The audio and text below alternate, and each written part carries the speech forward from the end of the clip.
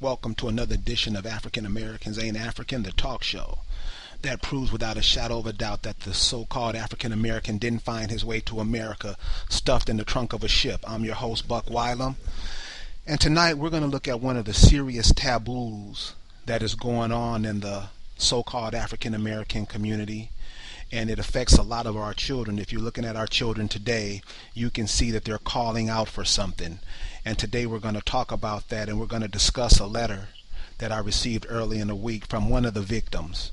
And we're going to share that letter with you, and we're going to have an expert come on and talk about these experiences that our children are experiencing in our community.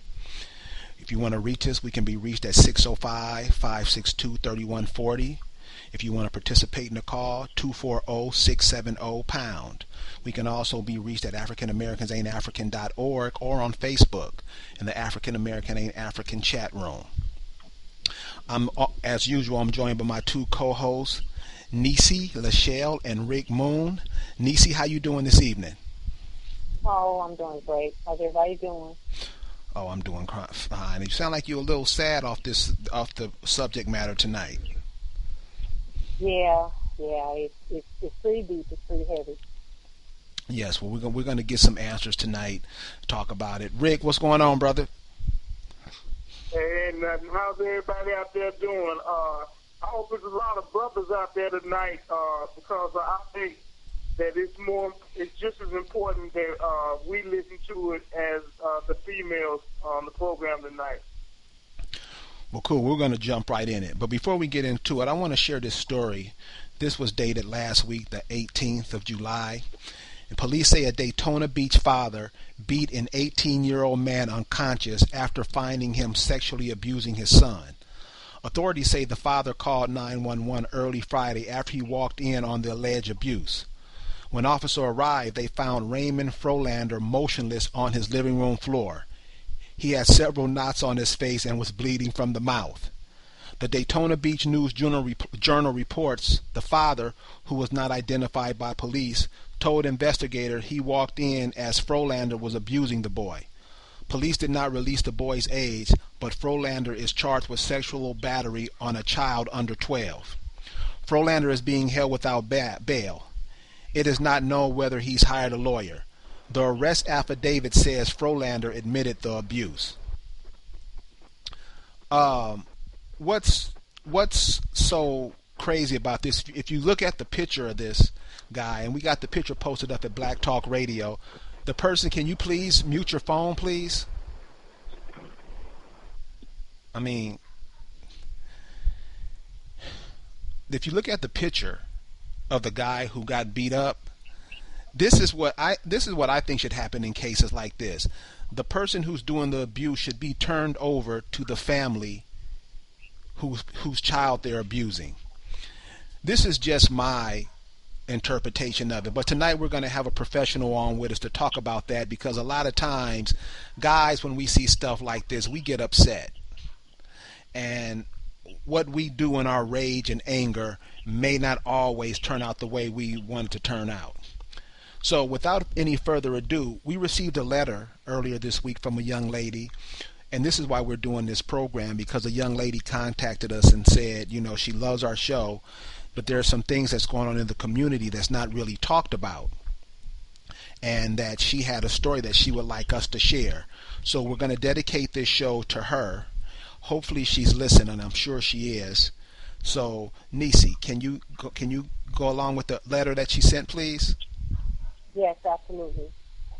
Okay, to protect the young lady's identity, I am going to read the story that she sent to Buck, and here it is. So here's my story. I was molested when I was 9 years old by one of my older brothers. He was underage as well, and he went to jail for 2 years and also went to a halfway house and received therapy for another year or so. On top of that, as long as I can remember, my parents have had moments of peace, then all of a sudden, there's anger over something. It's always something trivial on my dad's part, Not to say that my mom is innocent of anything, but in their situation, that's how it starts. That turns into an argument, then a physical fight. Both of these experiences have taken a huge toll on me. I'm pretty awkward socially, and at 27 years old, I've never dated. Every time I'm approached, I panic, and I make up some excuse just so I can get away. I'm afraid to not only because of being molested, but my fear is that I'll end up in a relationship that is as toxic as my parents' relationship. I have moments where I just burst into tears because I have no idea how to move forward in my life, and I feel stuck. However, I've become a pro at putting on my happy face, quote unquote, my happy mask, so that most people don't know how I'm really feeling inside. I've been to counseling before for depression, but I felt like they were trying to push medication on me. I don't want to numb the pain. I want to resolve it, but I don't know how. As far as my family, we don't talk about it. The one time since it happened that I mentioned it to my mom, I started to cry, and that's how I ended up in counseling in the first place. Other than that, I don't bring it up, and no one else does either. I still see that brother every now and then when he visits, and I did forgive him because I know he has some deep issues he needs to address, and I act normally with him, talk with him, and all of that. That probably sounds crazy, I know. It's a really weird situation now that I think about it, but that's just how it worked out. I think there are a lot of people like me with similar stories. And since this kind of subject is still stigmatized and downplayed in our community, I felt like it was time for this subject to finally be addressed for what it is. A real problem that really damages not only the person experiencing and witnessing these kinds of traumas, but it also makes healthy relationships in our community that are much harder and to establish and maintain. Thank you for taking the time to read this. Wow. So Nisi, when you read a story like that, and you're a lady too, and I understand what a lot of females go through in our community, living in this kind of society that we live in. But when it's family members and people close to us, it can be really, really devastating. So what do you think about when you hear stories like that of young ladies being abused like that? Well, when you hear that kind of story, you have pain for the person. You feel empathy for them, and you wish you could help them in some kind of way. The best thing that I can say is I watched a news interview right after the Sandusky, all of that stuff broke about 2 years ago, and I remember the director of Darkness to Light, and that's one of the programs that they have, and he himself is an adult survivor of child sexual abuse. The thing that resonated with me, and each time I hear this, I think about what that man said. He said he felt like someone had killed his soul. That's what he said. Wow. Rick, what about you? Have you ever experienced any family members or known anybody who's been up under that type of stress? Fortunately, not under that much stress.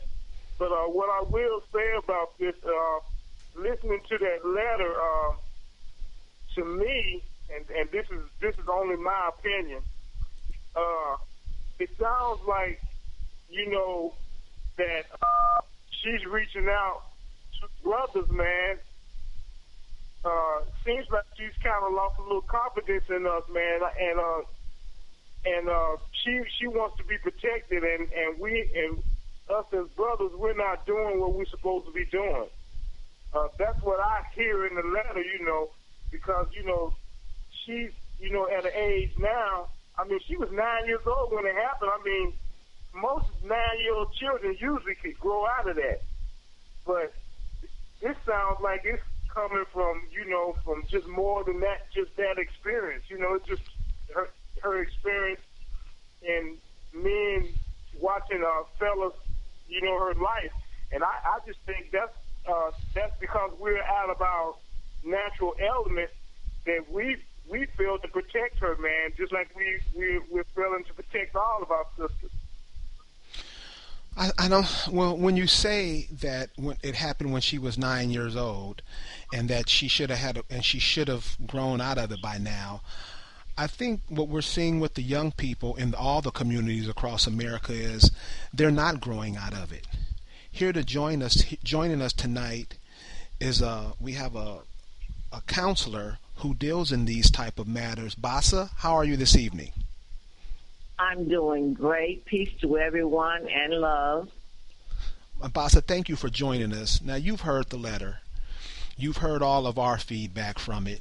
I just say the person who did the crime, he should get a severe beating. I think the guy that got the beating from the father, he got what he deserved. But maybe he was molested too. So, what do you say about that?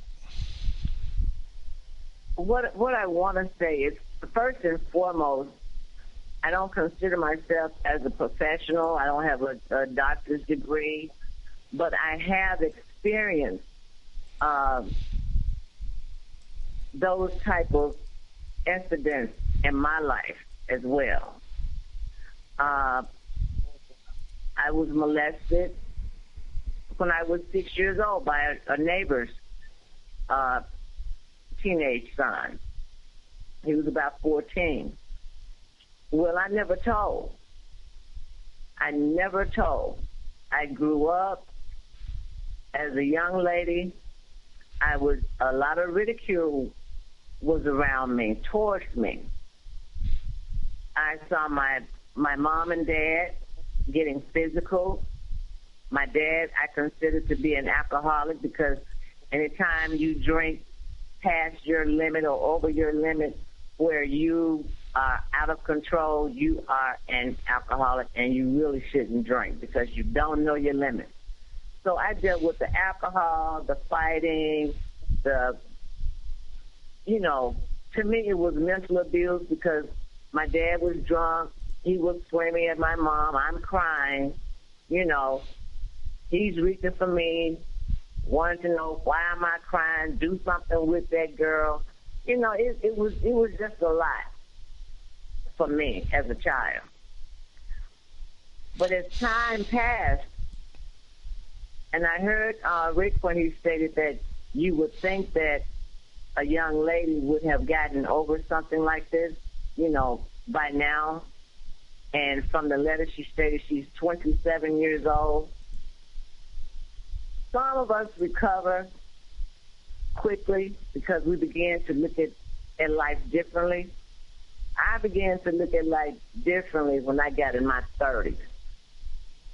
What happened to me, because I never spoke about it, I was never penetrated, I was only fondled. But molestation is molestation. But when I was in my middle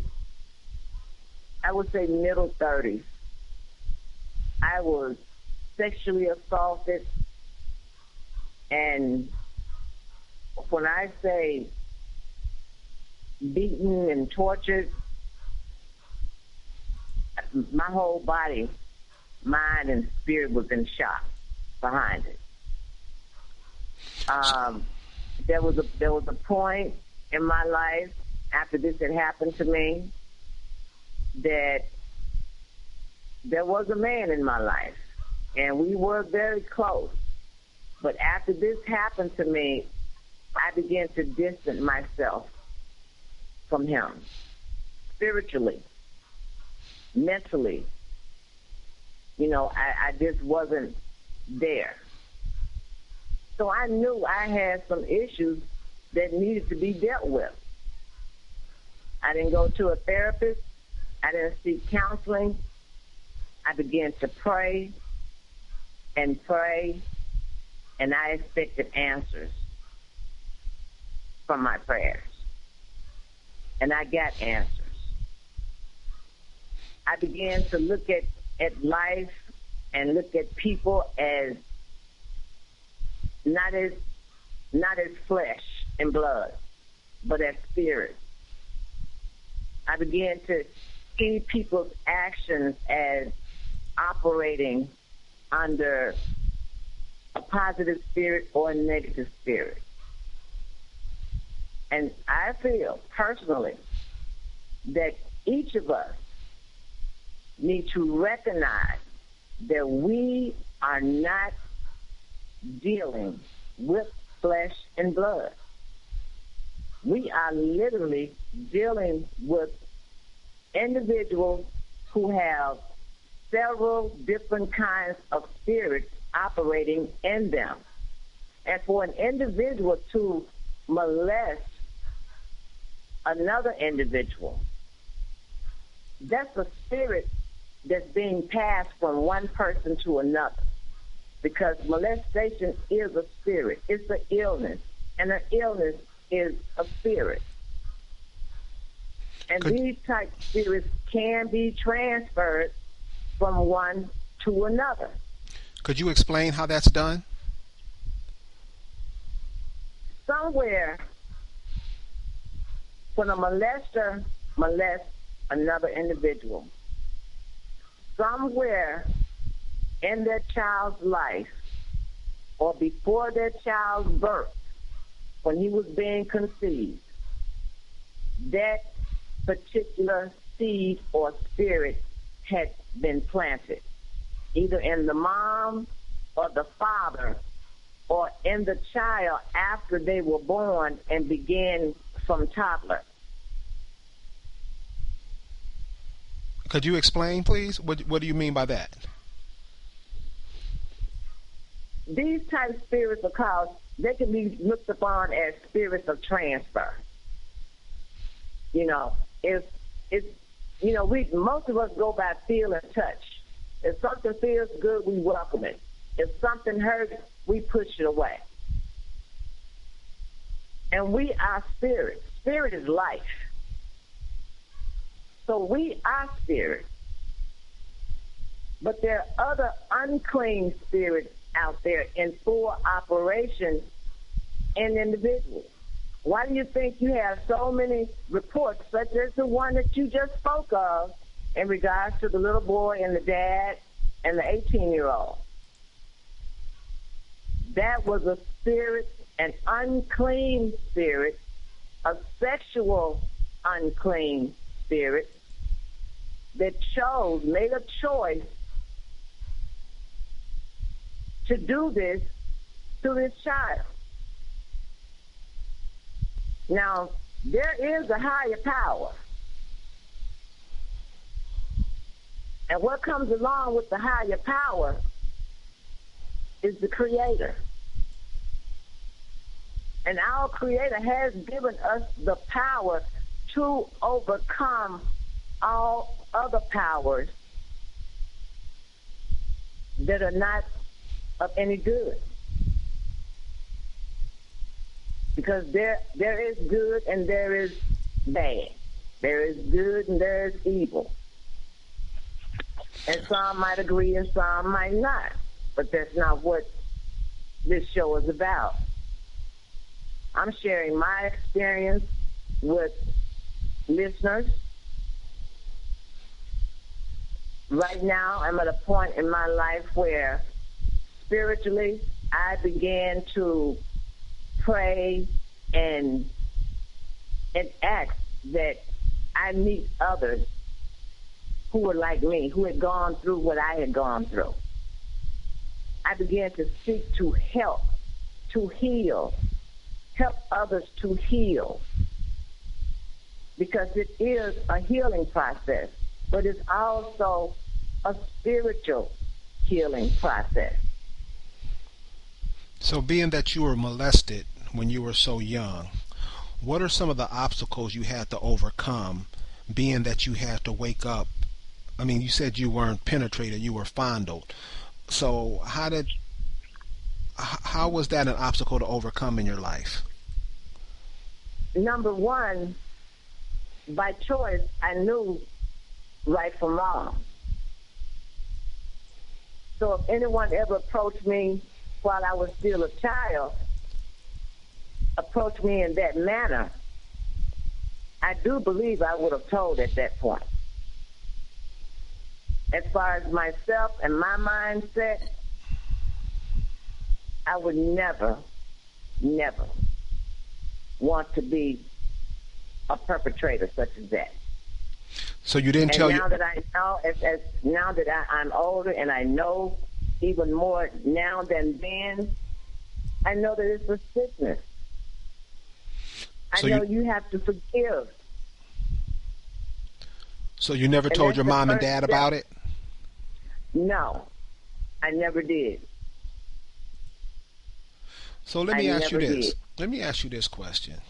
Uh-huh. When you look around America today, you see a lot of children just doing way out stuff.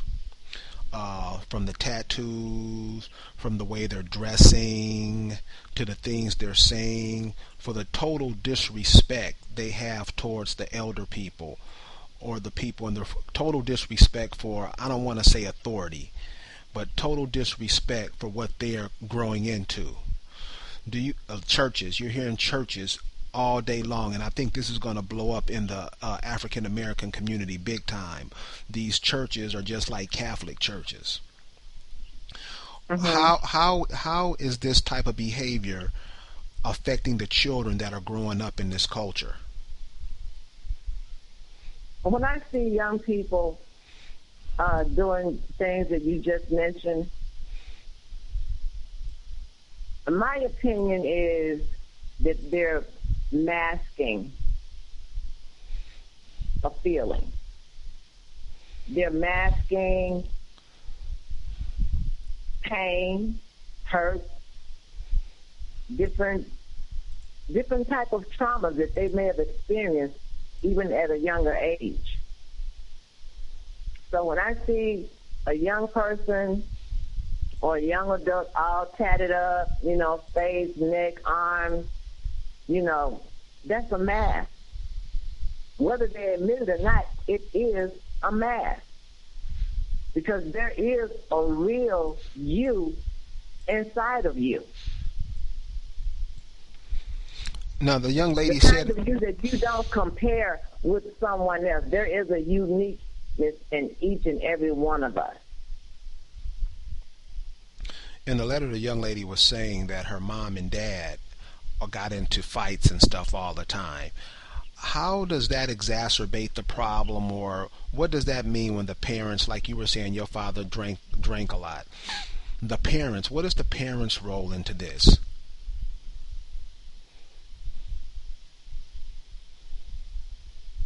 With the parents physically, interacting like that in front of the children, I look at that as a negative. When I was a child, I think I may have been around 6 years old or maybe 5. I still had love for my dad, even though I would see him make my mom cry or smack her or something. He never did straight out fought her, but he would slap her or shove her, things of that nature. He would say use ugly verbal language towards her. And I would just stand there and look from one to the other and say to myself, I love both these people. And I would just cry. But the abuser, which was my dad, I saw myself being afraid of him and wanted to cling to my mother. Even though my dad never abused me, no beatings, anything like that when he was, in his alcohol. For this young lady to see her parents fighting, timing is everything, was all this going on while she was being, sexually abused. Was this going on after she was sexually abused? You know, there are many questions that you can ask in regards to her situation, because timing is everything. Did either one of the parents sit down with her and explain to her truly what had really taken place with her? You know, you're speaking of two siblings, your two children. One doing something negative toward the younger one. And the younger one being... That's deep. Area code 605. Area code 605-562-3140, African American Ain't African Radio. We're talking sexual abuse in the African American family, and what kind of people does it create, and how does the perpetrator and the person being perpetrated upon, how does it shape their lives in our community? What does it create in our community? Please call us if you have any questions or anything you want to add. Nisi, you had a question? Yes, I know of one instance of a personal friend. He happens to be a young man. He should be probably in his early 30s now.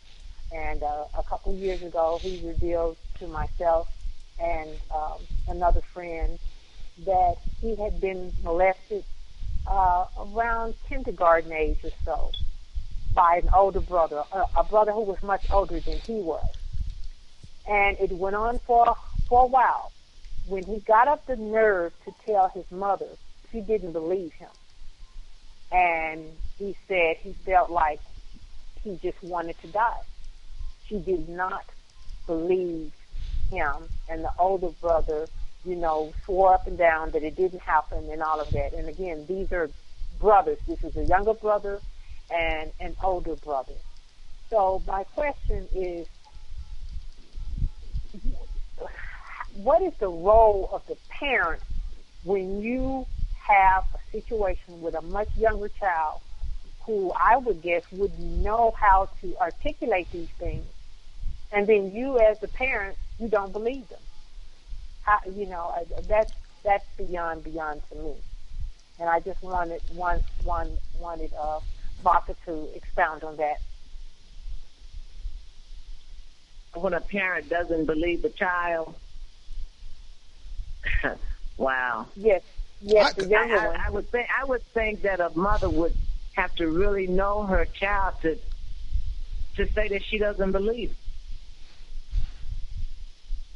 You know, my mom was passive in many ways, and I love my mom, but she was a passive mother. And my brother would do some of the most devious things. And all he had to do was say, Mom, I didn't do that. And I don't know if it was the way he said it, how he was looking when he was saying it. She believed him. And it was just unbelievable to me as a child growing up that she believed when he said, Mom, I didn't do it. She believed it.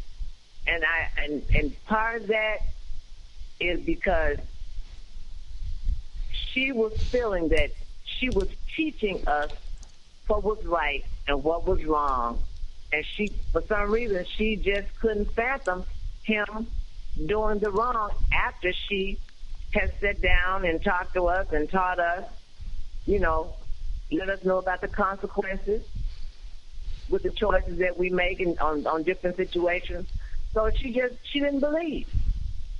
So it has a lot to do with what the mother or father has sat down and instilled in that child. You know, mothers have to study their children. They have to learn their children as individuals and not as a group.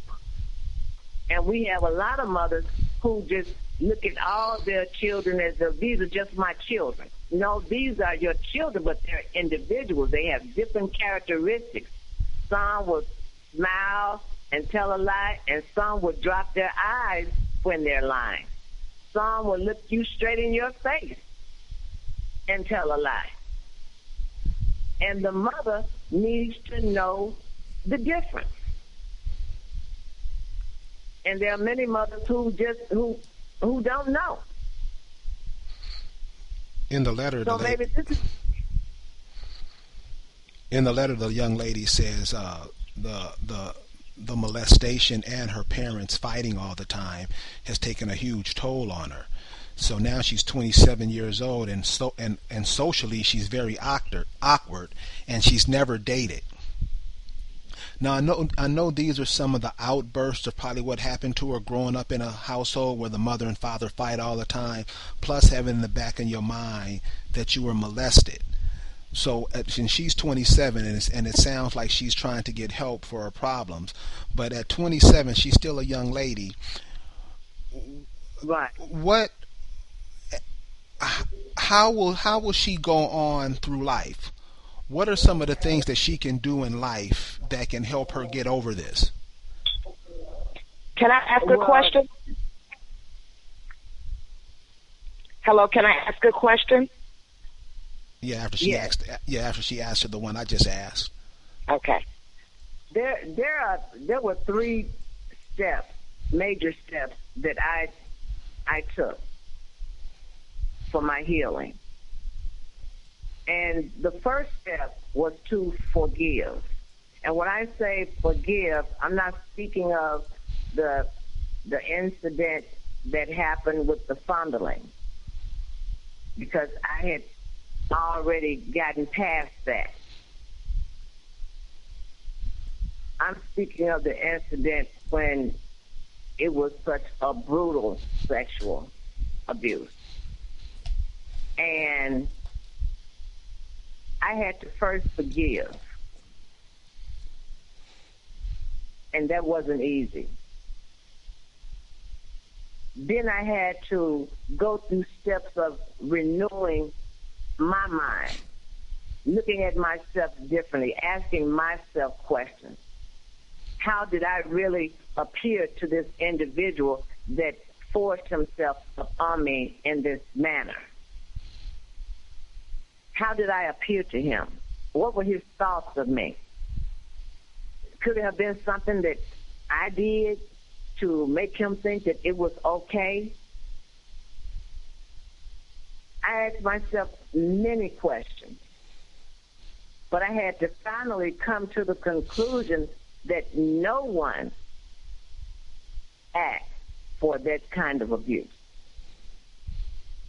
I had to put a lot of thought into myself and who am I? I had to do some soul searching without comparing myself to someone else, even a family member.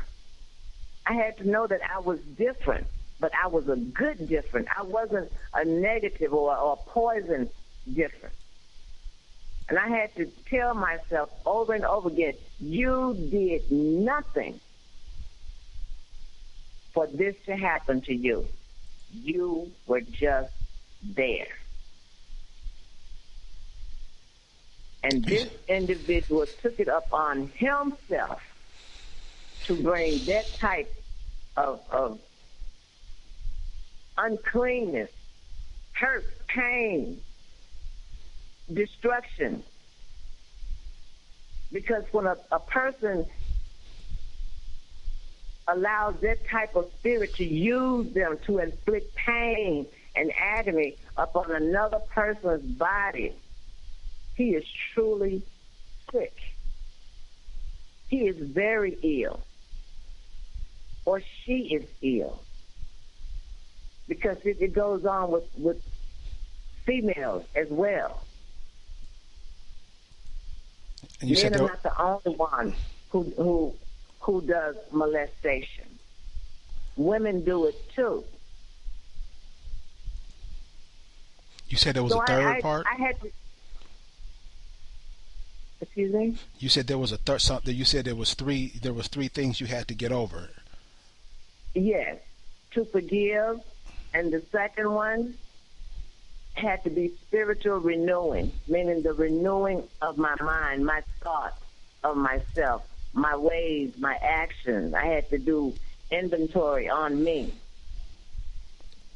And the third thing that really helped me was that at some point in my life, I would always meet a woman who had been abused, such as myself. And we would share our experience with each other. And she would share how she began to get past.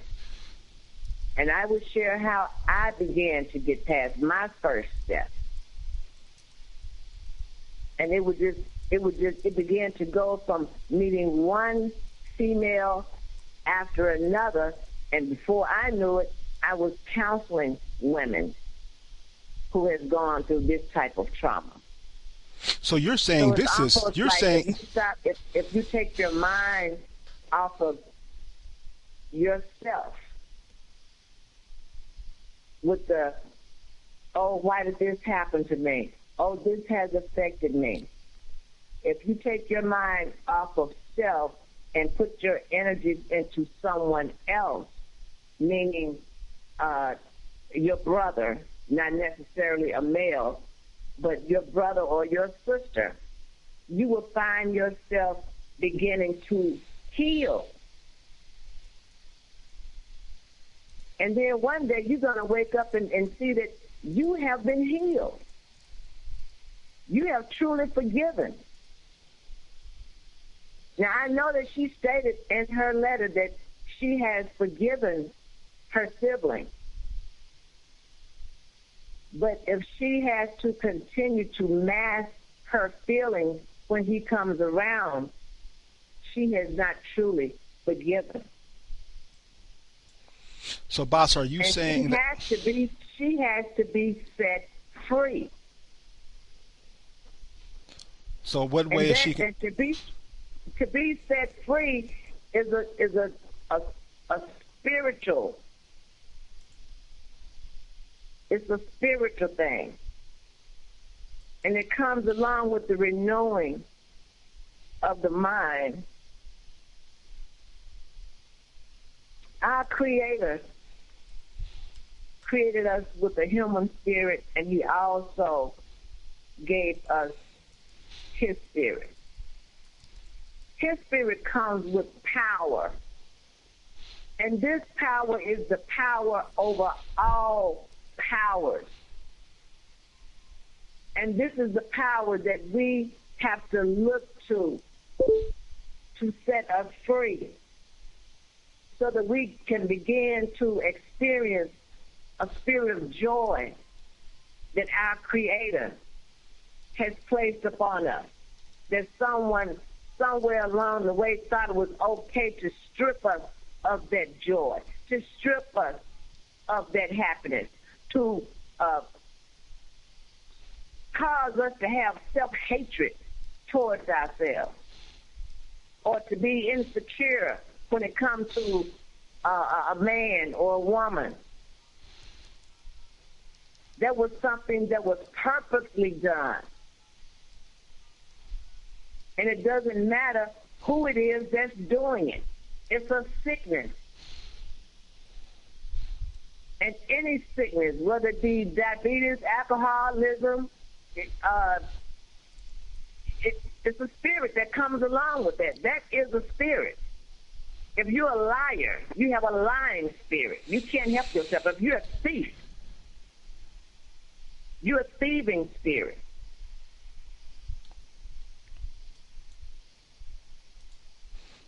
And this is how we have to look at situations that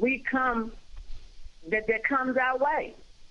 What kind of spirit is in full operation here? It's a foul and filthy spirit. It's an unclean spirit. It is of no good in any manner.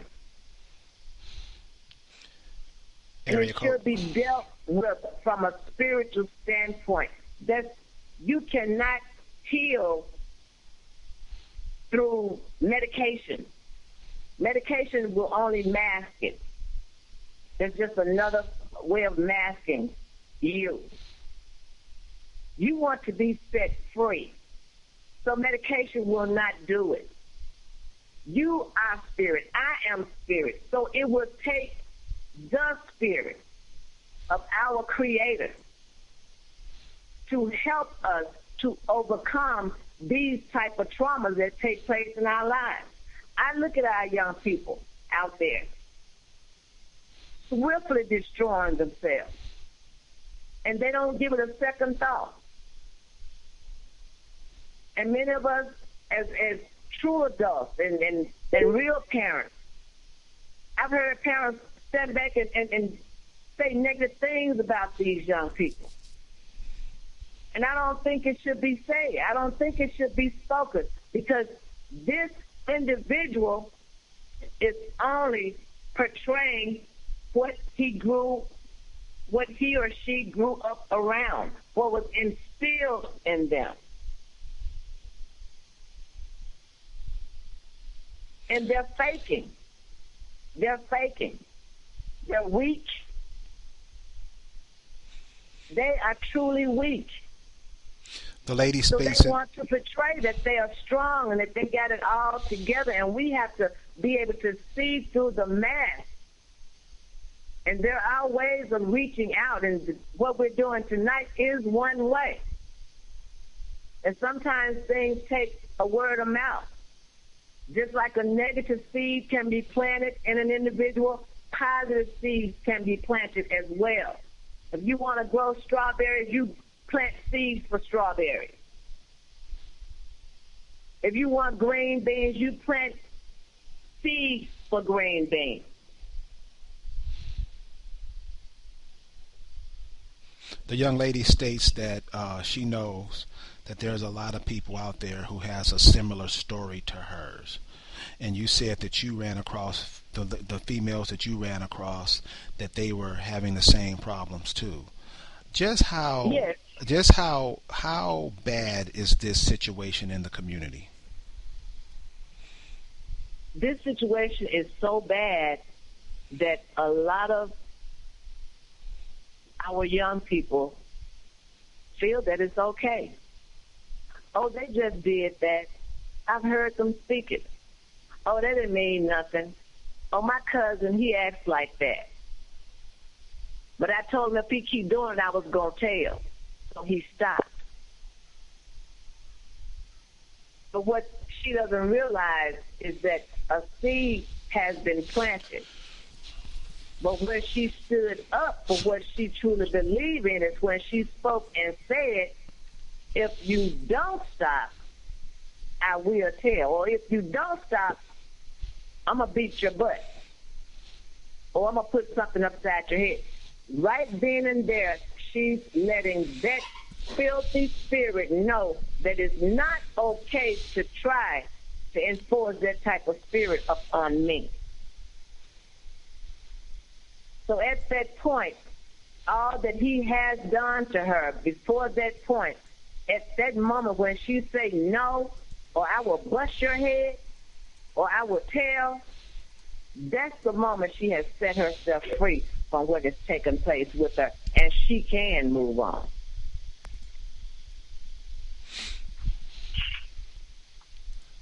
Area code 605-562-3140. African Americans Ain't African Radio. We can also be reached at AfricanAmericanAin'tAfrican.org. Go to AfricanAmericanAin'tAfrican.org. Check out some of the products we have, or leave a donation for us. We're trying to get this information out and other information that can be helpful to the American community healing. Bassa, Yes. does this? I know this happens all the time to females. Yes. How often? I just had the church across the street from me. The minister of that church just got 20 years for sexing his own children. What I find amazing is that he had been doing it for 20 years, and I'm sure somebody knew about it. Of course they did.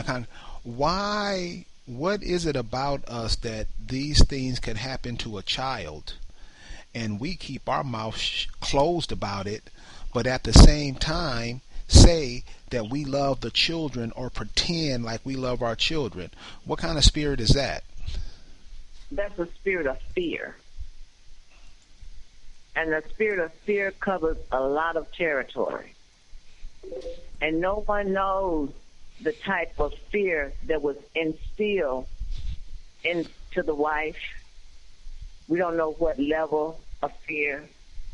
There may have even been times when he made her watch. Because we have to remember that's a sick spirit. And for it to go on that long, yes, the mother knew. And fear is what stopped her. You can have fear to the point where you feel insecure about yourself.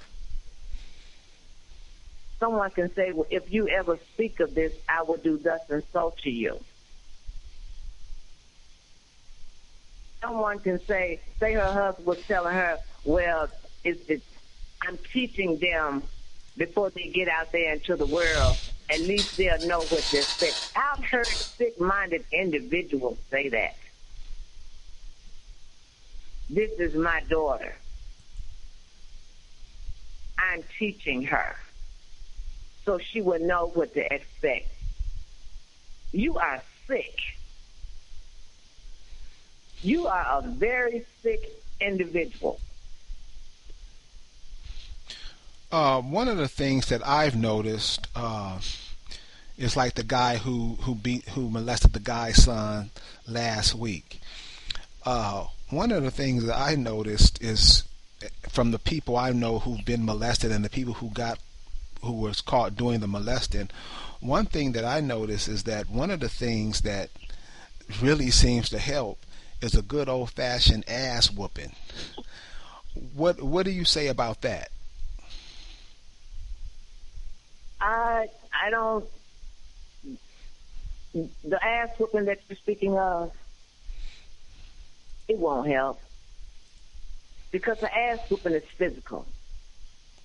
What's in that individual is spiritual. And you cannot beat a spirit out of an individual. Only the power of our Creator that He has given us can remove that type of spirit.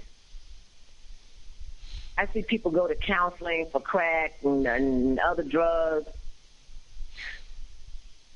There's no therapy for drug addicts. There's a power from a higher power, from our Creator that's in us, that steps in when we least expect. All the times that our heart and soul has been crying out for help, that one particular moment is when that individual will be set free. That's Nisi, the only way to be set free, is spiritually. Nisi, you had a question? Yeah, I did, Buck. I had a question for Bassa. I have been reading about, this has become almost epidemic in our community, but it is a quiet secret that we don't talk about, and it has gotten to the point that, like Bassa said, it's almost some kind of norm. I have heard of children growing up being molested by 2 and 3 different boyfriends that their mother had, and the mothers may not have ever known but those things. But what I'm finding also is that more and more of our boys, more of our males, have been molested than you would know. That is where it's becoming. It's really something else. And I'd just like to get your thoughts on that, but it is out there and it's happening on an unprecedented level. And I also want the audience to know that a spirit of molestation carries a lot of other spirits with it. And along with that particular spirit comes a homosexual spirit can show up. a suicide spirit, a killing spirit, an argumentative spirit, a lying spirit, a deceitful spirit, a fighting spirit, spirit of anger, resentfulness, insecureness. It just so many. Spirit of fear even. That's why when you can recognize these particular spirits, know that there's a root. There's a root to this tree. So you have to go to the root of any issue in order to be able to find the solution. Lovely and the day. root, Go ahead, ma'am. Hi, Bossa. Hi, Lovely Day. How are you? I'm good. Good. I just have a question for you. I had the pleasure of spending some time with you, and I meditate a lot, and I know most of my friends meditate.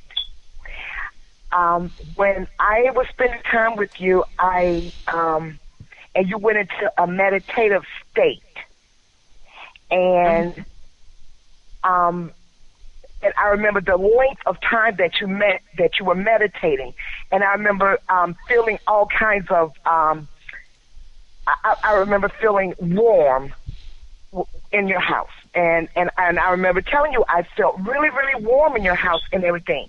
Now I want you to explain when you're meditating what is your goal? When I meditate on positive thoughts of myself, my friends, my family, and during my meditation, I begin to just verbally give thanks to my Creator. And I begin to, and these thanks that I'm giving, I'm thanking Him for His happiness within me and up on me. I'm thanking Him for His joy that's in me and up on me. I'm thanking Him for His grace within me and up on me. His love within me and up on me. I'm thanking Him for all of His rich good in my life. And basically that's what I meditate on. And I ask the higher power to guide and govern my life. Because the higher power is the spirit of the Creator. And if you have the power over all powers that you're thanking for governing and guiding your life from day to day, you can't go wrong. You can't miss.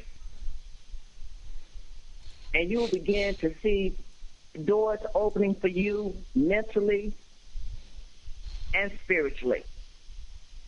You'll begin to see old scales that you thought would linger on your mindset forever begin to fall off.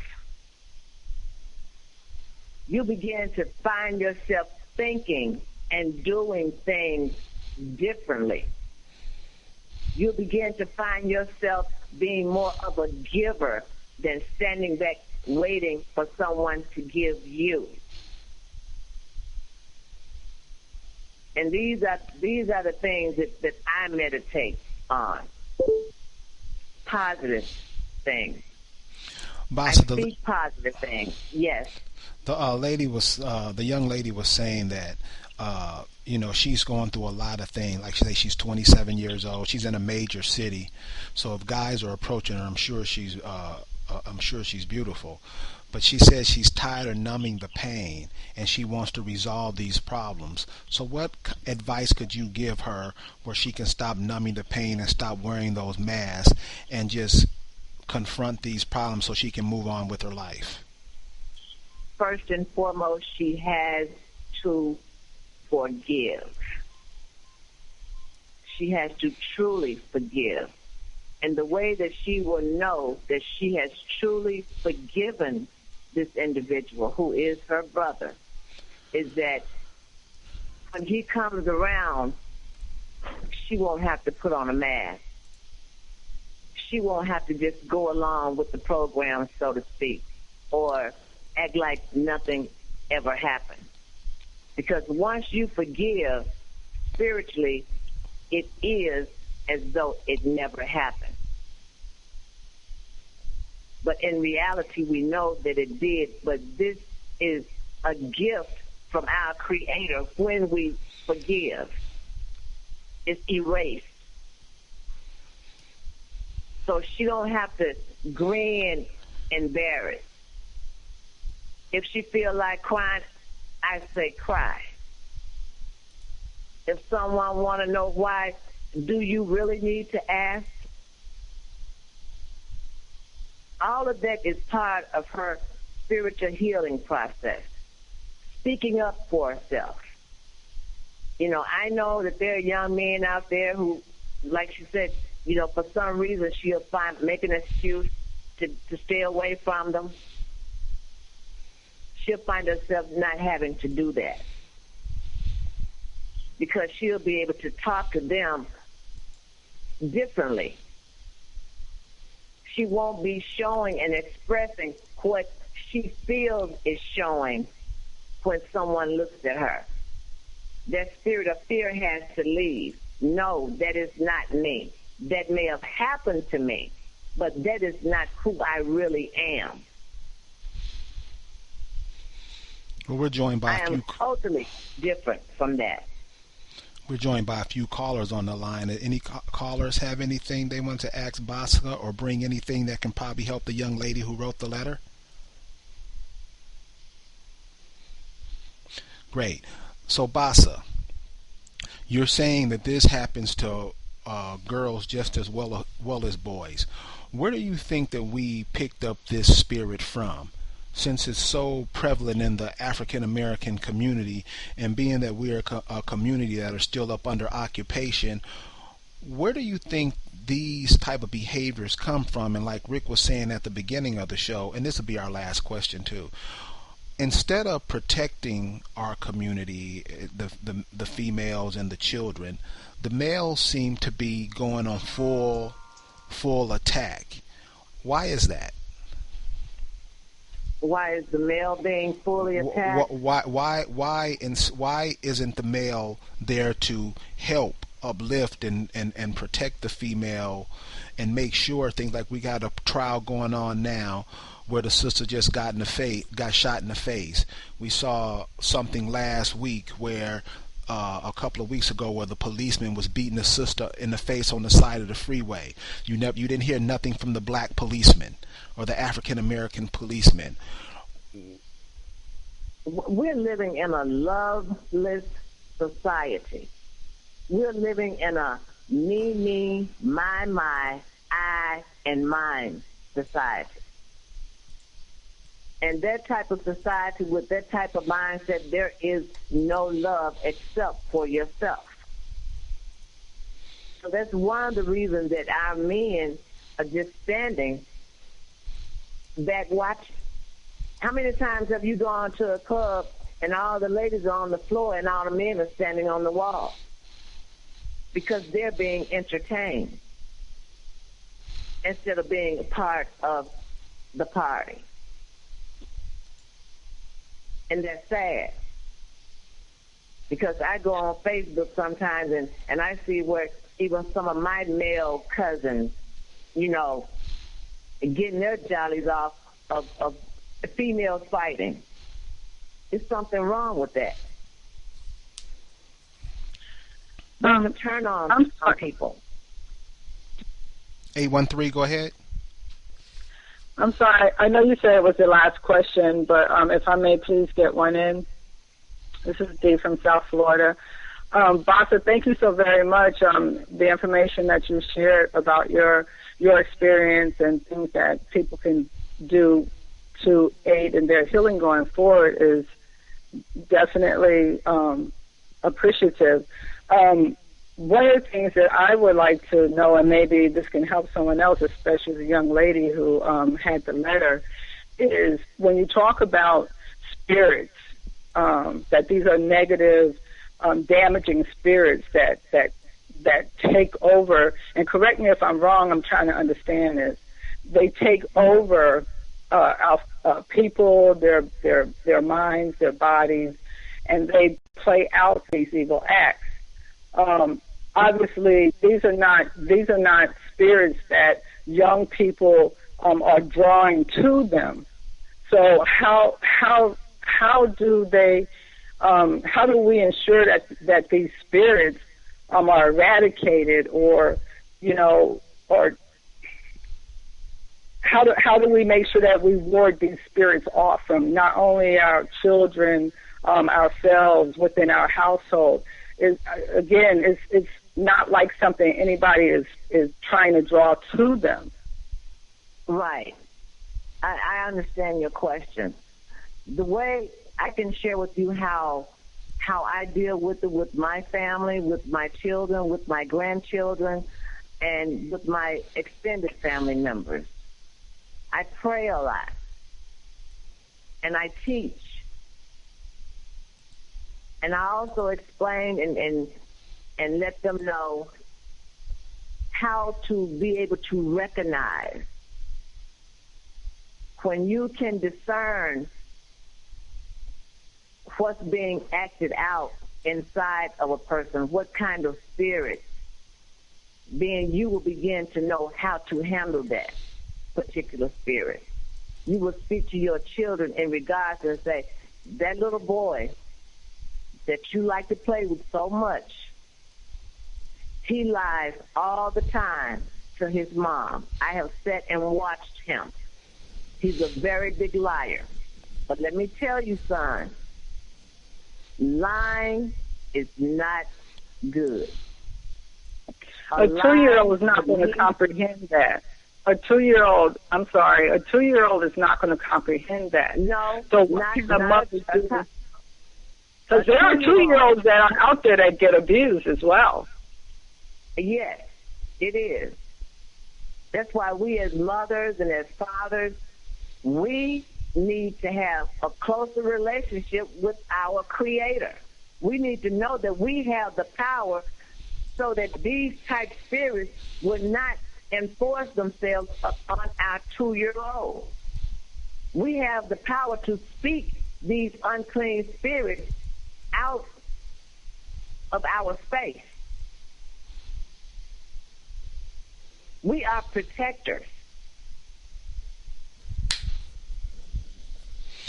And we have to know that there is power in the tongue. We have to know that we can speak good things into existence, into our lives and our children's lives and other family members' lives. We have that power.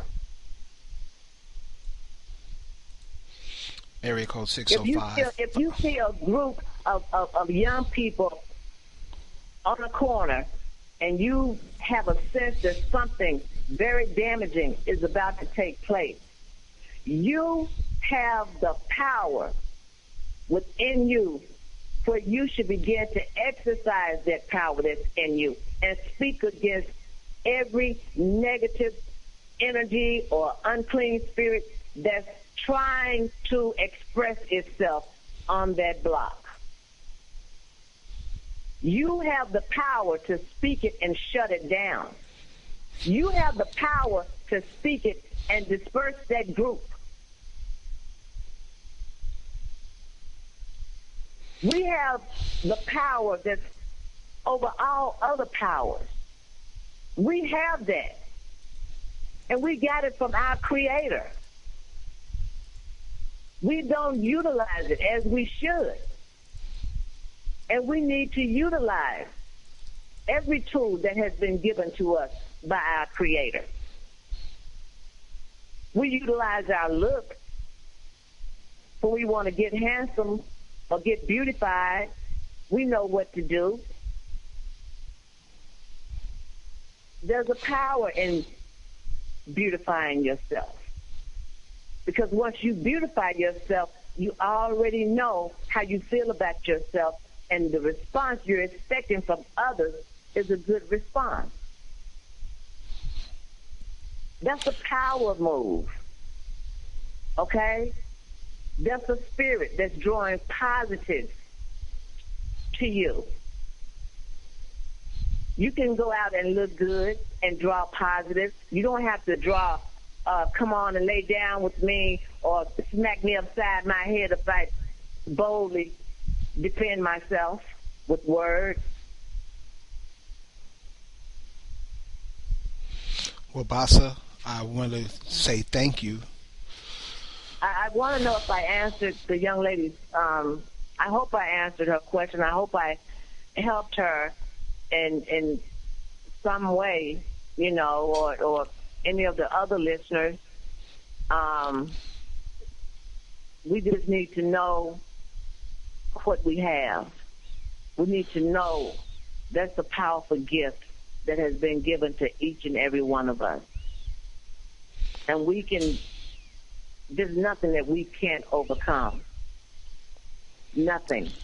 Because we have the power to overcome. Well, Bassa, thank you so much for your insight on it. I'm sure we'll be getting some phone calls, and I'm sure the young lady listened to the show and will appreciate your words tonight. There's something I want to say about the whole situation.